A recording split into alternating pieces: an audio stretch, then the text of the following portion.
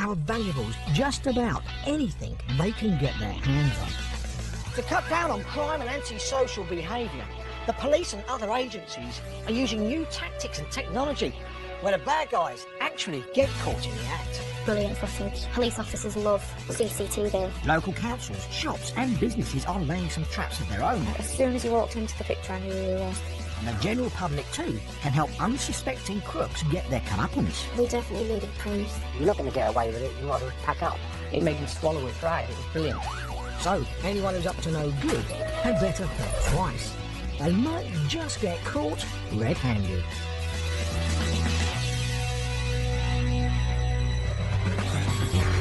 Today, two small businesses are ransacked. First, a jeweller's.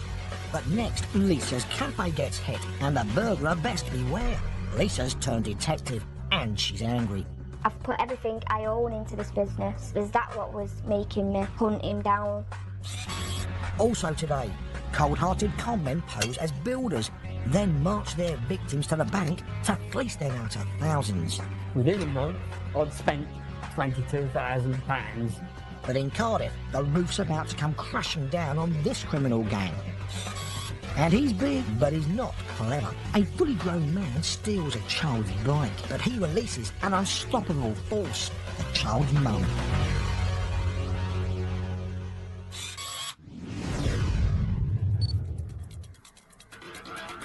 Farnworth, Lancashire. In the middle of a night, a raider breaks into a family-run shop to steal jewellery. In just a few seconds, he smashes up the shop, and with it, the owner's livelihood. It sinks into you that everything's gone, and that's it. We're actually on our knees now. A man is arrested and charged with a burglary, but veiled while he awaits trial. And in that time, there's another break-in, another business, another distraught owner. Why should I work hard and you just go out and rob and think you can take off us hard-working people at the end of the day? As we'll see, angry cafe owner Lisa launches her own investigation, and the police provide some clever forensic science. We're going to develop that oily footprint on the paper. Could it possibly be the same man who ransacked Alex's shop nearby?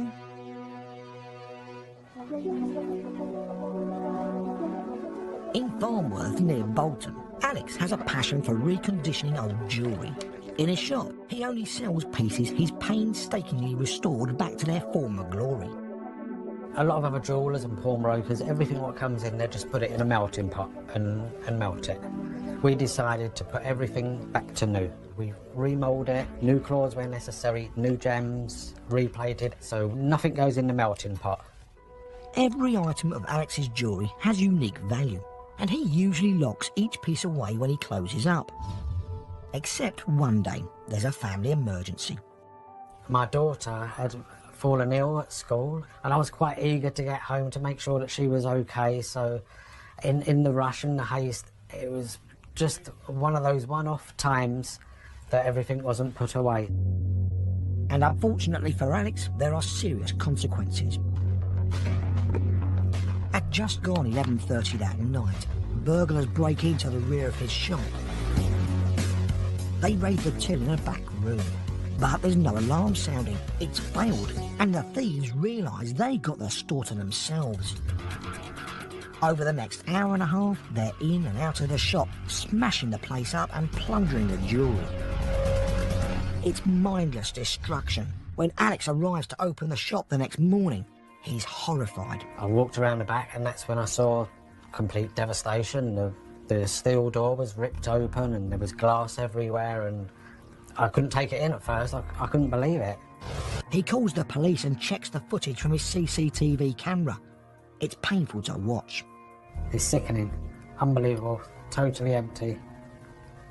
We've spent a year making and recycling all that jewellery, and they've just come and emptied it out in minutes. Soul destroying that. Alex is particularly distressed when the thieves empty the drawer containing customers' jewellery bought in for repair. A lot of the things were family heirlooms. Obviously you do whatever you can to replace them, but how do you replace sentimental items like that? Alex's case is investigated by Detective Constable Carl Chandler of the Greater Manchester Police. The amount of property that was stolen was particularly upsetting for the victim. It was about, I think, up in the region of about £40,000 worth of jewellery stolen, which was a massive amount to that company. It was just a nightmare for him, really. Alex's alarm didn't go off, but at least his cameras were working. It's panned in at the right angles, it's all focused, it's absolutely brilliant. The thieves don't realise Alex's infrared cameras can see them in the dark. You could see the guy smashing at these cabinets. It's like, oh, geez. But then he turned around and a complete straight-on shot. So I thought, got you, surely. As soon as I see this image here, I just think that's fantastic. The man's image is sent around the force to see if anybody recognises him. It's that shot that a PCSO saw on the intelligence bulletins and was able to make an identification. The man is 21-year-old Timothy Nolan. He's immediately arrested. Nolan is charged and put in custody to await trial. It was a great relief. It was like, at least that's something anyway. But at a later hearing, a judge rules that Nolan can be released on bail. Until his case comes up, he's a free man. While Alex tries to rebuild his business, just round the corner, Lisa has been working hard to get her business off the ground. She's put her heart and soul, plus all her savings, into opening a cafe. My cafe is my livelihood. I borrowed money to open the business as well, and I borrowed off my family. My family's helped me out loads to start up. The cafe needs to succeed. Lisa and her husband have to support 4 children of their own and 3 they've adopted. I've got 7 children who I want to show them, you know, having a job is good, and that's all I'm trying to do, work hard for a living. But sadly, Lisa's about to find out that someone wants to help make their living by stealing hers. Early one morning, she gets a distressing call. Her mother has arrived at the cafe to prepare food and makes a shocking discovery. She was like, the shop's been robbed, and I was like, what do you mean the shop's been robbed? While you were in it? She went, no, last night, they've come in last night. She went, everything's all over. She went, I don't want to go in. Lisa rushes over to check out the damage. My display fridge was all over the floor. Where my till was on the side was a mess because he'd obviously just ripped it off and run with it. All my cupboard doors was open in my kitchen. He'd really gone to town. He'd been here for quite a while, rooting about. The thief has even taken the pictures off the room. Later, furious, Lisa is determined to try to track down the burglar herself. I was so annoyed inside. It was that what was making me hunt him down. And the police are also hot on the burglar's heels. Could these footprints belong to somebody who's crossed their path before? Also coming up, con men who charge thousands for shoddy work. This is how they left an elderly woman's kitchen. They've got no conscience, they've got no morals. But they do have fingerprints, and they've left police a handy clue. And there's this man, rather heartlessly stealing a little child's bike. But he meets his match when a kid's angry mum helps police to wheel him in.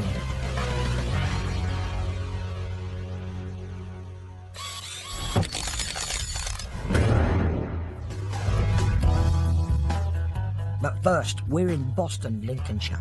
And if dropping rubbish was an Olympic sport, then this litterbug will be up for a gold medal. For reasons only known to himself, the youth starts tearing up bin bags and kicking the rubbish all over the road. And just in case nobody can believe his stupid antics, this lad gets out his camera phone to record those stupid antics for posterity. He refuses to leave the refuse alone until he's bin and emptied every bin in the street. The pair walk off, paying no attention to the litter-free zone sign. But a council CCTV operator has been following their actions and has notified the police.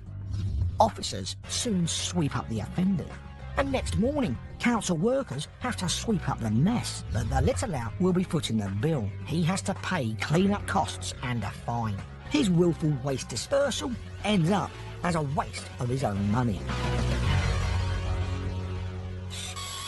Thieves and fraudsters obviously don't care who their victims are or what effect their crimes will have on their lives. But in some cases, that makes the police even more determined to bring the villains to justice. We're watching pictures from a security camera in a bank. Two men in the queue appear to be having a friendly chat as they wait to be served. One in his 70s, the other in his early 20s. They could be grandfather and grandson, but they're not. And this is not a friendly chat. One of them is anything but friendly. The older man is a victim, and the young man is a crook scamming him out of his money. They'll go back time after time after time to get as much money as they can, and they don't care how that will leave the victim. Money, health, they don't care. The young man is one of a pair of criminals known to deliberately target the elderly and vulnerable, fleecing them out of thousands of pounds. They and others like them have to be stopped. Cardiff. This picture shows the kitchen of an elderly woman. It appears she's in the middle of renovations, but she's not. This has been taken after the room has been refurbished by some doorstep conmen. Her kitchen being removed completely and the kitchen ceiling being torn down, which is how it remains. She doesn't have a ceiling and she doesn't have a kitchen. For this home improvement, the woman has been charged £6,000. She's handed over all her savings and has had to get a bank loan to try and keep up with the conmen's demands. They only leave when her concerned neighbour calls the police. PC Simon Walker starts to investigate. We spoke with the resident, quickly identified she lived alone, she was vulnerable by her age, and she was vulnerable by her capacity as well. The woman thinks the so-called workmen first called round after following her home. They knocked the door and spoke with her on the doorstep, giving her false names, but quickly establishing a bit of rapport and earning her trust. Once they had their foot in the door, they talk her into doing up the kitchen. And we've seen how that turned out. This is the second incident like this that has come to light on Simon's patch. He notices similarities between the cases that suggest this is the work of the same men. These incidents technically are frauds. The common name is rogue traders. They're persistent, they've got no conscience, they've got no morals. These men choose victims they know will be easy to deceive and are unlikely to call the police. People who are being targeted are vulnerable. They don't realise they're victims, or they're too embarrassed to report it. There are cases of conmen like these preying on vulnerable people across the country. In Northampton, 74-year-old David was targeted by a similar fraudster. It's as if he got some sort of hold, you know. I was tearing the hair out at night. I kept waking up in the night and, you fool, what have you done this for, you know? David is a semi-retired piano tuner, living on his own with failing eyesight. He finds it hard to maintain his home. And one day, he's approached by a man in the street. I was called from across the road. There was somebody sitting in a van. He said, "Oh, you got a bad crack on your driveway?" I said, "Yes." I said, "I'll know about that." He quoted me some £470 or so. It seems a reasonable price, but having gained David's trust, the man comments on the poor state of decoration inside the house and offers a deal. If you had all your rooms decorated, he said, if you were doing it all in one hit, he said, I can give you a much better discount offer. The man starts many jobs that never get finished. He kept saying, well, I should need so many more thousands up front, to, you know, and this, that and the other. And if David questions the work or the money, the man gets aggressive. I suppose I was intimidated by him, you know. I thought, well, perhaps I'll just let him carry on, you know, and hope that things will turn out all right in the end. David makes several trips to the bank to withdraw large amounts of cash, until, fortunately, an employee at the bank who knows David becomes suspicious. He invited me into the office and he got trading standards on the phone. When the con man realises the authorities are involved, he simply disappears, leaving a mess and a huge hole in David's savings. I'd spent £22,000 within a month for work that was done shoddily and incomplete. But for the bank employee, David could have lost everything. Back in Cardiff, PC Simon Walker is working to stop other people from being conned in the same way as David. He's on the trail of a couple of men posing as builders. They've wrecked the kitchen at the home of their latest victim before being scared off by a neighbour. But in this case, in their rush to run off, these men make a mistake. The workers had left behind some paint tins and a pickaxe. It's a breakthrough for Simon. We were successful in obtaining a number of fingerprints from some of those paint tins. They're sent to the lab for analysis. In the meantime, the same pair of con men make a further blunder. They approach another elderly man and offer to replace a broken tile on his roof. That quote was given as £25 to change that single tile. But this time, their intended victim smells a rat. He catches them pulling off perfectly good roof tiles and orders them to stop. This victim was quite switched on. They picked him out to be vulnerable, but they picked the wrong victim here. And what's more, the man takes photos of the con men. Simon and his colleagues recognise two of the men. The O'Briens, 34-year-old John and 21-year-old Michael. Simon searches the police database to find out if they have been involved in any other incidents. And it turns out they have. Michael O'Brien's name is linked to a suspected fraud in a bank 20 miles away in Bridgend. That's him there. Suspicious staff have alerted the police because their customer has withdrawn hundreds of pounds 6 days in a row. We see him regularly in the bank, and for him to be coming in and withdrawing this money in this manner and these amounts was out of character, and they did the right thing by calling the police. The man's being scammed out of thousands by con men who are charging him a small fortune to replace his garage door. He might feel embarrassed, ashamed of what's going on, and can't see a way out of it, so he's just going along with it. Thanks to the sharp-eyed bank staff, the rest of the man's savings stay saved.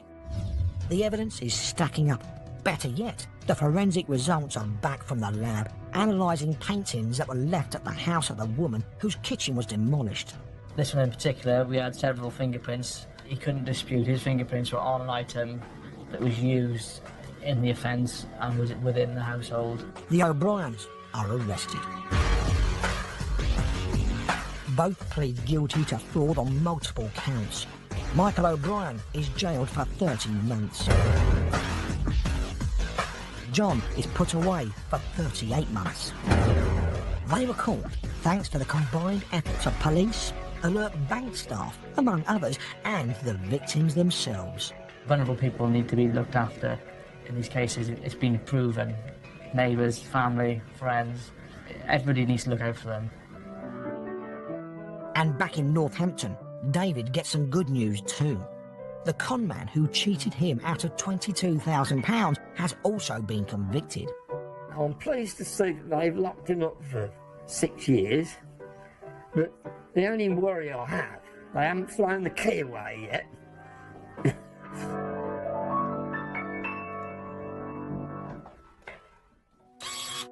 The sales pitches offered by some con men can sound very plausible. Anyone might fall for their patter. So how can we protect vulnerable relatives, neighbours and ourselves from these fraudsters? The first thing you should be concerned about are traders if they come to your door in the first place. Reputable traders don't usually call door to door. If someone is demanding cash from you there and then do not give over the money. There is no legitimate builder that will put you under that kind of pressure or offer any kind of aggressive attitude. Could you get their licence plate off the car or the van? Is there an office they work at? Have they just given you a mobile number? If it all goes wrong, how are you going to trace them? If you do identify or have suspicions about a rogue trader, then contact the police or local trading standards, because you might not be the only one who's come forward, but also you might be the person that stops somebody else becoming a victim. Do you remember when thieves would wear stripy shirts and carry bags with swag written on them? Those were the days, eh?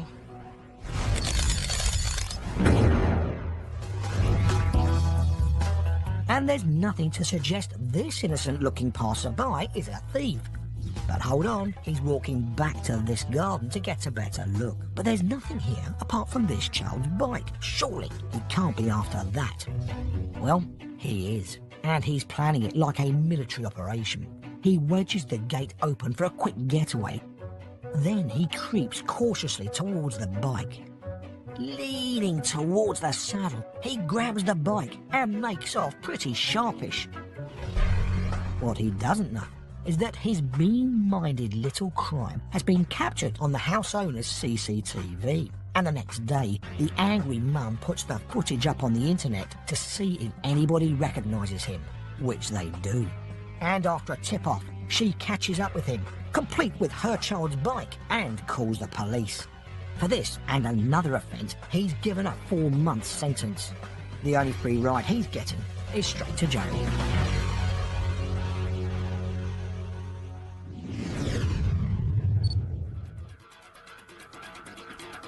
Now back to Farnworth, Lancashire. 2 small businesses have been plundered by burglars. First, Alex's jewellery store has been cleaned out. We had absolutely nothing, and we was right back to square one again and had to literally start from the beginning. 21-year-old Timothy Nolan's been charged with the crime and is out on bail awaiting trial. And now there's another break-in at Lisa's cafe nearby. Detective Constable Cole Chandler is in charge of both cases. He's seen the impact break-ins have on business owners. People tend to think that nobody gets affected, everybody's insured, and nobody loses, but that's not the case at all. We go to burglaries on many occasions where the people at the business premises' lives have been absolutely devastated, ruined. Lisa, she's got a family to feed, she's got 7 children, you know, it's a massive deal. Outraged by the break-in, Lisa is spurred into action. I thought, I've put everything I own into this business, and for somebody just to come in and treat it like it's nothing, I wasn't having it. So alongside the police, Lisa turns detective. She starts hunting for clues to track down the culprit. I lifted my blinds up in the middle of the shop. I noticed a footprint which was on me work surface. The police told me on the phone that if I find any footprints or fingerprints to put a box over them. The burglar smashed a window at the rear of the cafe by climbing a pallet he'd placed against the wall. The police collect the forensic evidence, while Lisa takes her own search to the next stage. When I went in the back street to see if anything had been dropped, and I noticed the shop further down had cameras up the back street, so I just went in on chance. Lisa asks for a copy of the previous night's footage. He was more than happy to help me because all small businesses stick together, really. Lisa fast forwards through the CCTV, and at 3 a.m. on the recording, bingo, she spots movement. There's a cobweb covering the camera, but Lisa can make out a hooded figure walking to the back of her shop. A few minutes later, he reappears. He's got hold of part of me egg box, and then he comes round the corner and he throws the egg box up against the wall, walks over to the taxi rank. To Lisa's surprise, the man jumps into a cab and it drives round to her back door. Unbelievably, the burglar is using the cab to cart away the stolen goods. So he must have been getting stuff out like my till and my pictures and bits and bobs, and then the taxi driver drives off. Lisa heads to the taxi office and asks about the man. They tell her they're not allowed to breach customers' privacy. But word gets round, and the next day, a driver comes to see Lisa with some information. And just said he was so sorry. He said it was me who took the lad home last night. He said I didn't know. He said he was moving house. He said he took pictures, which is plausible. If someone's been taking pictures, you're not going to think they're robbing a property. The driver reveals where he dropped off his late-night fare. Lisa's got the detective bug now and can't resist going to look for herself, even if she does risk being spotted by the burglar. I just thought, it's only a street, it's not a house that he's given me. So I went to the street, my till was there in the corner and like a pile of rubble, and me empty box of eggs. So then I thought, well, you've got to live local now. Lisa goes to the police with her discovery. DC Cole Chandler goes straight to the taxi company to find out more about the passenger. He'd spoken to the girl behind the counter. She was able to identify him. There was also a computer log of the journey he'd asked to take. And the name of the man who took the taxi is very familiar. It's Timothy Nolan. He's supposed to be behaving himself on bail, not hiring a taxi to raid another business. For somebody to give their own name for a start is a little bit, bizarre, isn't it? That was the biggest mistake that he ever possibly could do. Lisa's detective work has led the police to Nolan's door and he is arrested. But the police still need evidence to prove Nolan was actually inside the cafe. Remember that footprint on Lisa's counter? Police seize Nolan's shoes to find out if they might be a match. Forensic officer Andy Watson takes on the job. In an investigation, a footwear mark can be as useful as a fingerprint. Andy already has an impression of the footprint scanned into his computer. He then steps into the suspected criminal's shoes. What we're doing is coating the undersole of the shoe with a very fine oil. And what we're going to do is take a print from the shoe, heel to toe, and using this magnetic fingerprint powder, we're going to develop that footprint on the paper. Prints of Nolan's shoes are compared with a print taken from Lisa's cafe. Andy makes an important discovery. There is a large scratch of the toe area of the shoe, and by flicking that image on and off on there, we can say that there's a similar image appearing at the crime scene. That's our eureka moment, if you want to call it that. This proves Nolan's shoe definitely made the footprint at the cafe. In court, Nolan pleads guilty to the burglaries at Alex's Jewellers and Lisa's cafe. He is jailed for 2 years. It's a good result. It's nice to be able to go back to the victim and say, look, you know, despite what's happened, that person is now in custody and that the business is safe again. Both Lisa and Alex have had to work extra hard to recover from their ordeals. They've also increased their security. Since I've put all my bars on and my gates, which was more expense, I do feel more secure and I feel like the property is more safe. Everything in life is a learning curve, and if you learn something from something, then it's not been in vain. We've got a lot closer to a lot of the customers because they feel for you as well, so I just concentrate on the good things and the nice people. That's it for today. Join us next time when police and the public will be catching more criminals red-handed. Stick around, the Blues and Reds are squaring up for today's bargain hunt in Lincolnshire next.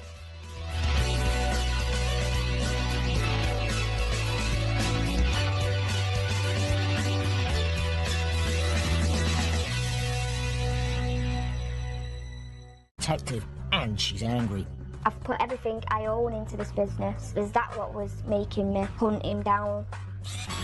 Also today, cold-hearted conmen pose as builders, then march their victims to the bank to fleece them out of thousands. Within a month, I'd spent £22,000. But in Cardiff, the roof's about to come crashing down on this criminal gang. And he's big, but he's not clever. A fully grown man steals a child's bike, but he releases an unstoppable force, the child's mum.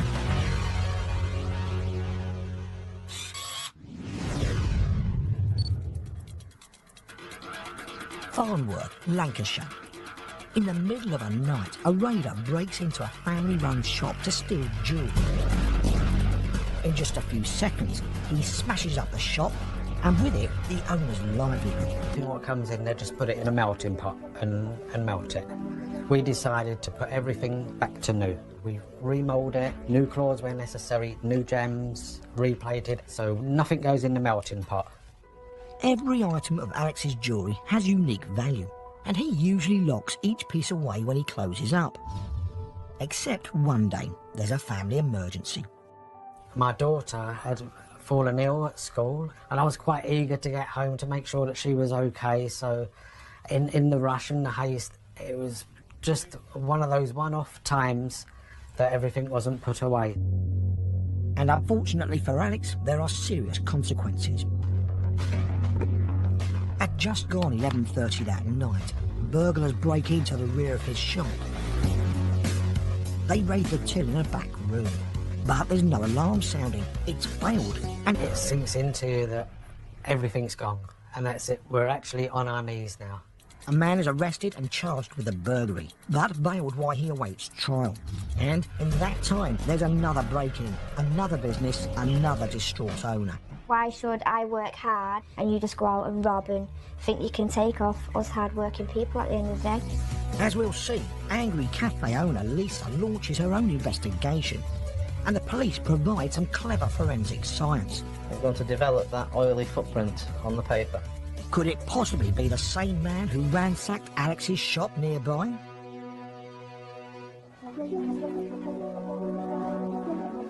In Farnworth, near Bolton, Alex has a passion for reconditioning old jewellery. In his shop, he only sells pieces he's painstakingly restored back to their former glory. A lot of other jewellers and pawnbrokers, Our valuables, just about anything they can get their hands on. To cut down on crime and antisocial behaviour, the police and other agencies are using new tactics and technology where the bad guys actually get caught in the act. Brilliant footage. Police officers love CCTV. Local councils, shops and businesses are laying some traps of their own. As soon as you walked into the picture, I knew who you were. And the general public too can help unsuspecting crooks get their comeuppance. We definitely needed proof. You're not going to get away with it. You want to pack up. It made me swallow it dry. It was brilliant. So, anyone who's up to no good had better think twice. They might just get caught red-handed.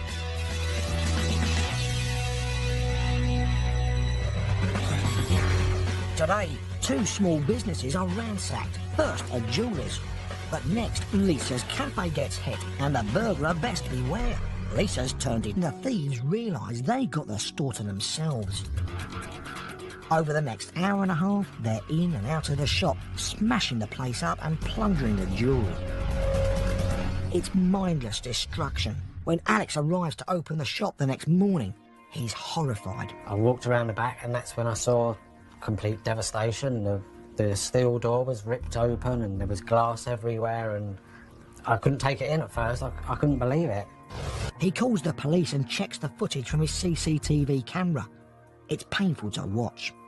It's sickening, unbelievable, totally empty. We spent a year making and recycling all that jewellery, and they've just come and emptied it out in minutes. Soul destroying that. Alex is particularly distressed when the thieves empty the drawer containing customers' jewellery bought in for repair.